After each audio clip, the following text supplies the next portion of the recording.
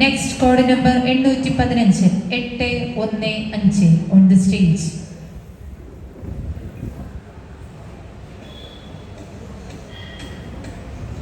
ബഹുമാന്യരായ ഗുരുജനങ്ങളെ, പ്രിയ കൂട്ടുകാരെ, എല്ലാവർക്കും എൻ്റെ ഹൃദയം നിറഞ്ഞ നമസ്കാരം. ലോകപ്രസിദ്ധനായ വില്യം ഷേക്സ്പിയറുടെ ലോകോത്തരമായ ഒരു നാടകം കഥാപ്രസംഗമാക്കുന്നു കിങ് ലിയർ.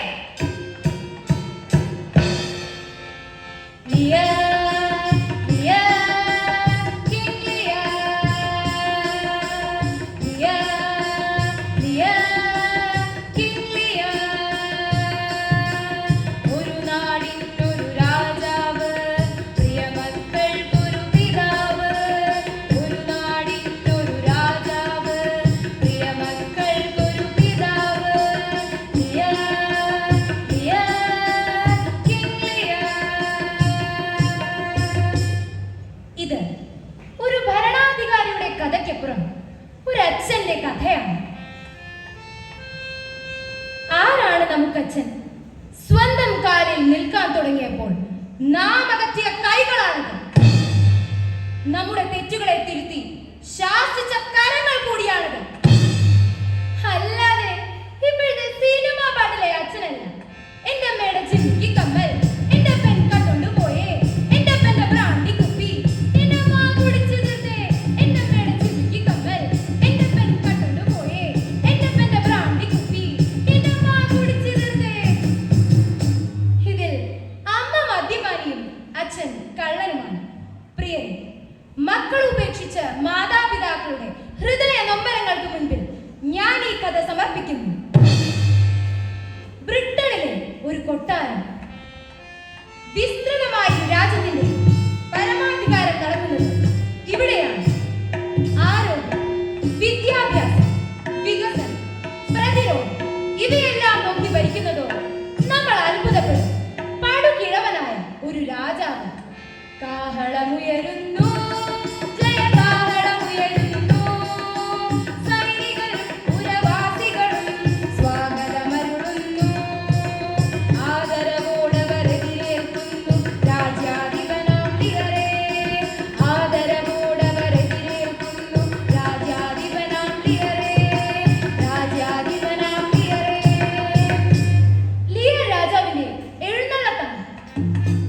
രാജകീയ വേഷം ധരിച്ച് അദ്ദേഹം കടന്നു വരും.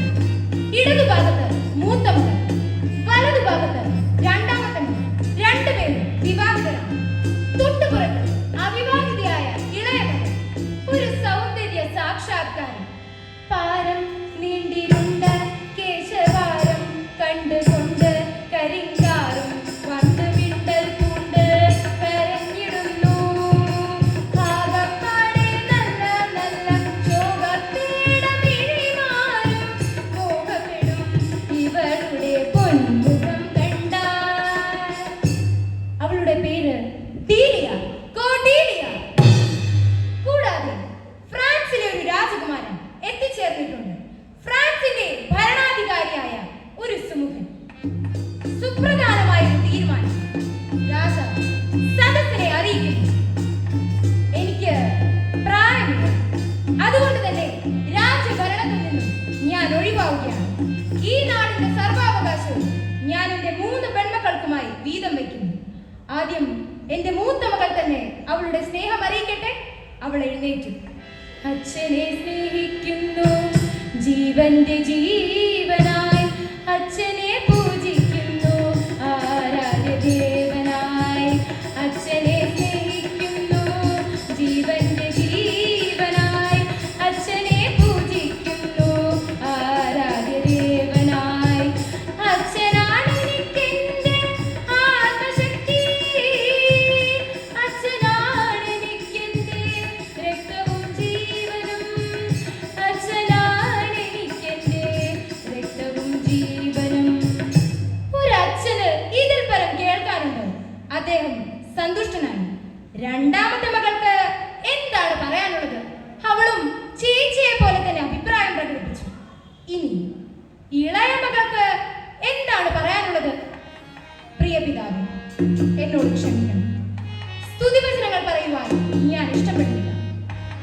സ്നേഹം അത് വാക്കുകൾ കൊണ്ട് പ്രകടിപ്പിക്കേണ്ടതല്ല.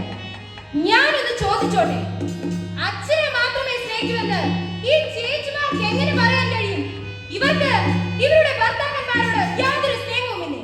ഞാൻ വിവാഹിതയാകുമ്പോൾ എന്റെ സ്നേഹത്തിന്റെ പകുതി ഞാൻ എന്റെ ഭർത്താവിന് നൽകും. അതൊരലർച്ചയായിരുന്നു. നീയും നനഞ്ഞലിൻ നീതിയും പോനിന്റെ ന്യായവാദങ്ങൾ തൻ ജൽപ്പനക്കെട്ടുമായി ഇല്ല നന്നാവുകിൽ ഒരു നാളിലും പെണ്ണെ പുല്ലുപോൽ നിന്നെ അവഗണിക്കുന്നു ഞാൻ. നാശം പിടിച്ചോളെ തെറ്റായോടി നിന്ന് ധിക്കാരം. ഇന്നു മുതൽ ഞാൻ നിന്റെ അച്ഛനല്ല, നീ എന്റെ മകളുമല്ല. എന്റെ സ്വത്തിന്റെ ഒരു അംശം പോലും ഞാൻ നിനക്ക് തരില്ല. പോ, പൊയ്ക്കോ. ആ പിതാവ് തന്റെ സ്വത്തുക്കളെല്ലാം 2 പെൺമക്കൾക്കുമായി വീതം വെച്ചു. ലിയർ രാജാവ് സ്വത്തൊന്നും എടുത്തില്ല. ഈ സമയം ഫ്രാൻസിലെ ആ രാജകുമാരൻ ഡീലിയയെ ആശ്വസിപ്പിക്കുന്നു. ഡീലിയ, സ്വത്തുക്കളെല്ലാം നഷ്ടപ്പെട്ടുവെങ്കിലും സ്വഭാവ ശുദ്ധി കൊണ്ട് നീ സമ്പന്നയാണ്. നീ പോരുന്നു എന്റെ കൂടെ. ഫ്രാൻസിന്റെ മഹാറാണിയാകുവാൻ ഞാൻ നിന്നെ ക്ഷണിക്കുന്നു. ഒരിടത്ത് നഷ്ടപ്പെട്ടത് മറ്റൊരിടത്ത് പരിഹരിക്കപ്പെടുമെന്നല്ലേ? അവൾ സമ്മതമറിയിച്ചു. ദാ ഒരു കപ്പൽ നീങ്ങുന്നു. അതിൽ ഫ്രാൻസിലെ ആ രാജകുമാരനൊപ്പം ഡീലിയായി. 2 ആഴ്ച കഴിഞ്ഞപ്പോൾ ലിയർ രാജാവും പരിവാരങ്ങളും മൂത്ത മകളുടെ വസതിയിൽ താമസം ആരംഭിച്ചു. ഇനി 1 മാസം അവിടെയാണ്.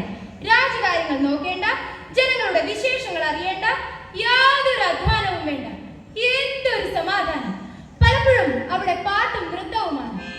തകിടത്തുണ്ടി തകിടത്തുണ്ടി തകിടത്തുണ്ടി തേയ്, തകിടത്തുണ്ടി തകിടത്തുണ്ടി തകിടത്തുണ്ടി തേയ്, തപ്പുകുട്ടി താളമിട്ട് പാട്ടുപാടി നൃത്തമാടി ആനന്ദമായി ആഘോഷമായി കൊട്ടാരമാകെ ഉണർന്നേ. തകിടത്തുണ്ടി തകിടത്തുണ്ടി തകിടത്തുണ്ടി തേയ്. നിർത്ത്! എന്തായി? മൂത്ത മകളുടെ കനത്ത ശബ്ദം. ഒരു രാജ്യം ഭരിച്ച ഭരണാധികാരിയാണ്. 100 മാനവികളുമുണ്ട്. ഇതിവിടെ പാടില്ല. ഞാൻ അനുവദിക്കില്ല. അച്ഛൻ എന്തിനാ ഈ 100 പേർ? എന്തൊക്കെ നാശങ്ങൾ അവർ ഉണ്ടാക്കിയിരിക്കുന്നത്? ഇവരെ വേഗം പറഞ്ഞു വിട്ടേക്ക്. പറ്റില്ലെങ്കിൽ അച്ഛന് പറയുന്നോ? കൊടുങ്കാറ്റിന്റെ വേഗതയിലാണ് അവർ പോയത്. നേരം അർദ്ധരാത്രിയോട് അടുക്കുന്നു. 2ാമത്തെ മകളെ വിളിച്ചു നിർത്തി. എന്താ അച്ഛാ, എന്താ ഈ അസമയത്ത്? ചേച്ചിയുടെ കൂടെ 15 ദിവസമല്ലേ ആയുള്ളൂ? 1 മാസമല്ലേ അവിടെ കഴിയേണ്ടത്? എനിക്കൊന്നേ പറയാനുള്ളൂ, ചേച്ചിയുടെ അടുത്തേക്ക് തന്നെ തിരിച്ചു പോകണം. ചെന്ന് ക്ഷമ ചോദിക്കണം. 1 മാസം കഴിഞ്ഞ് ഇങ്ങോട്ടേക്ക് വന്നാൽ മതി. പിന്നെ വരുമ്പോൾ ഒരു കാര്യം, ഈ പരിചാരകരാൽ കൂടെ പാടില്ല. 2ാമത്തെ മകളുടെ പൊട്ടിത്തെറിക്കുന്ന വാക്കുകൾ കേട്ട് ആ പിതാവ് സ്തംഭിച്ചു പോയി. മക്കളെ, നിങ്ങൾ ചൊന്ന വാക്കുകൾ ഹൃദയത്തിലുണ്ടെന്നും ഒന്നുമേ ഞാൻ മറക്കുകയില്ല എന്റെ കാലം തീരുന്ന നാൾ വരെ. മക്കളുടെ സ്നേഹമില്ലായ്മയും സ്വാർത്ഥതയും ലിയർ രാജാവിന് മനസ്സിലായി. എല്ലാം കഴിക്കലായപ്പോ നെറുകയോട് പറയുന്നു, മക്കളെ, ഒരു രാജ്യം ഭരിച്ച ഭരണാധികാരികൾ ഇനി ഒരു ഭിക്ഷക്കാരനെ പോലെ നിന്റെയൊക്കെ കൂടെ കഴിയണമെന്നോ? ഓ ജീസസ്, ഈ മക്കളെയാണല്ലോ ഞാൻ ഓമനിച്ച് വളർത്തിയത്. ലിയർ ഇരുളിലേക്ക് ഇറങ്ങി നടന്നു. പെട്ടെന്ന് എവിടെ നിന്നോ ഒരു പരിഹാസഗാനം. പെട്ടിക്കുള്ളിൽ പണമേറുന്നോരച്ഛനെ നോക്കാൻ ആളുണ്ട്, ആളുണ്ട്, ആളുണ്ട്, ആളുകളനവധിയുണ്ട്. സമ്പത്തെല്ലാം വീതം വെച്ചോരച്ഛനെ നോക്കാൻ ആളില്ല, ആളില്ല, ആളില്ല, അച്ഛനെ നോക്കാൻ ആളില്ല, അച്ഛനെ നോക്കാൻ ആളില്ല. മഴ തുടങ്ങി. കനത്ത മഴ, ശക്തിയായ കാറ്റ്. ഇതൊക്കെ അവഗണിച്ച് ലിയർ മുന്നോട്ട് നടന്നു. കുറച്ചു കഴിഞ്ഞ് നോക്കിയപ്പോൾ കൂടെ ഉണ്ടായിരുന്ന സേവകരെ ആരെയും കാണാനില്ല. പെട്ടെന്ന് ആ വൃദ്ധൻ തലചുറ്റി താഴേക്ക് വീണു. ഈ സമയം രാജാവ്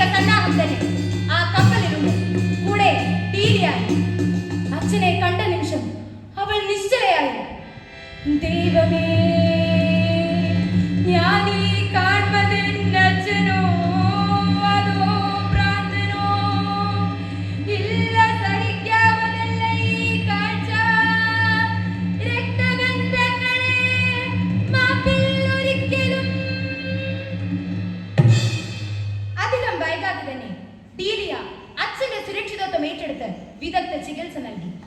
2 ആഴ്ച കഴിഞ്ഞ് ഓർമ്മ തിരിച്ചു കിട്ടിയ ലിയർ മകളെ തിരിച്ചറിഞ്ഞു. മോളെ ഡീലിയ, നീ എന്നോട് ക്ഷമിക്കണം. വലിയ തെറ്റാണ് ഞാൻ നിന്നോട് ചെയ്തത്. ഞാനൊരു വിഡ്ഢിയായ പിതാവാണ്. എന്റെ മോള് എന്നെ വിട്ടു പോകരുത്, എന്നെ ഒറ്റയ്ക്കാക്കരുത്. പെട്ടെന്ന് പിന്നിൽ നിന്നൊരു ശബ്ദം കേട്ട് തിരിഞ്ഞു നോക്കുമ്പോൾ തന്റെ സൈന്യവും സഹോദരന്മാരുടെ സൈന്യവും തമ്മിൽ ഭീകരമായൊരു പോരാട്ടം. വാളും പരിചകളും കൂട്ടിമുട്ടുന്നു. ഇരുഭാഗത്തും സൈനികർ പിടഞ്ഞു വീഴുന്നു. വാൾമുനകൾ ജീവന വർദ്ധിക്കുന്നു. പടനിലമാകെ രക്തപ്രവാഹം. ഫ്രാൻസിയൻ സേനയ്ക്ക് പിടിച്ചു നിൽക്കാനായി അവർ പരാജിതരായി. ആ നിമിഷം തന്നെ സൈനികർ ഡീലിയയെ പിടികൂടി.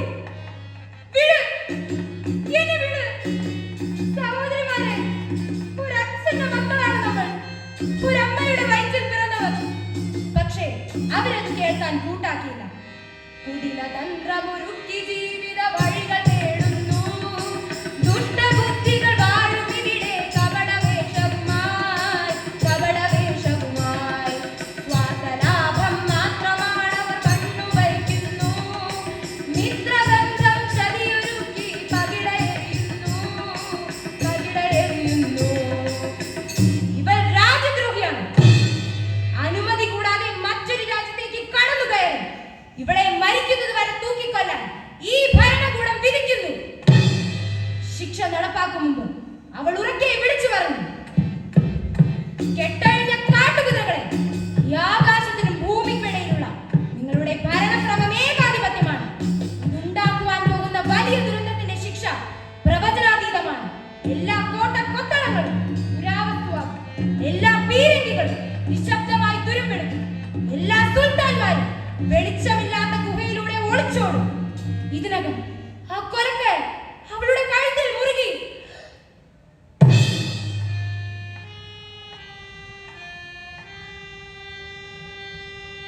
വിവരമറിഞ്ഞ ആ പിതാവ് ഓടി തടവറയ്ക്ക് മുന്നിലേക്ക് എത്തുമ്പോഴേക്കും വിധി നടപ്പാക്കി കഴിഞ്ഞിരുന്നു. മോളെ ഡീലിയ, എന്റെ കുഞ്ഞ്, നീ എന്നെ വിട്ടു പോയല്ലോ. പട്ടിക്കും എലിക്കും കുതിരയ്ക്കും ജീവനുണ്ട്. എന്റെ ഡീലിയ മോക്ക് മാത്രം ജീവനില്ല. മോളെ ഡീലിയ. ഹൃദയം നിശ്ചലമായ ആ പിതാവ് കുഴഞ്ഞു താഴേക്ക് വീണു. നാം ഒന്ന് നിരൂപിക്കും, മറ്റൊന്നായി തീരും ഫലം. നാം അത് കണ്ടാർത്തരായി നിഷ്ഫലം വിലപിക്കും. ജീവിതം ഓർത്താൽ ഒരു കടങ്കഥയാണ്. ആർക്കും ആവില്ല ശരിയായൊരു ഉത്തരം സ്ഥാപിക്കുവാൻ. തീവ്ര ദുഃഖത്തിന്റെ പേരിറങ്ങിയ കാർമേഘം പോലെയായി ലിയറുടെ അന്ത്യം. അവിടെ പൂർണ്ണമാകുന്നു. King Lear. നന്ദി, നമസ്കാരം.